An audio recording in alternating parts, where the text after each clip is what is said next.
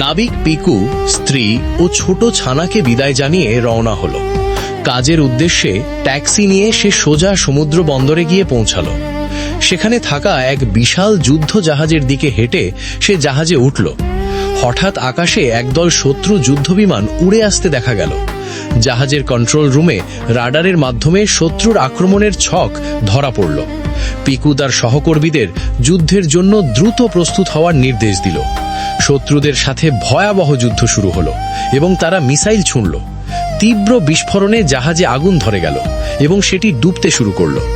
টেলিভিশনে একজন বানর সংবাদ পাঠিকা এই হামলার ব্রেকিং নিউজ জানালো। বাড়িতে বসে টিভির পর্দায় খবর দেখে পিকুর স্ত্রী চরম আতঙ্কিত হল। জাহাজ ডুবির পর পিকু এক নির্জন ও সুন্দর দ্বীপের সৈকতে ভেসে এলো। সেখানে তার জ্ঞান ফেরে এবং সে বালুর ওপর দিয়ে হাঁটতে থাকে। টিকে থাকার তাগিদে সে গাছের ডাল ও পাম পাতা জোগাড় করল।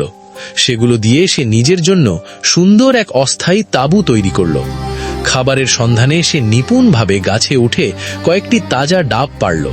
এরপর সমুদ্রের পাড় থেকে সে একটি জ্যান্ত অক্টোপাস শিকার করে আনল। আগুন জ্বালিয়ে সে অক্টোপাসটি পুড়িয়ে খেল এবং ডাবের জল পান করল।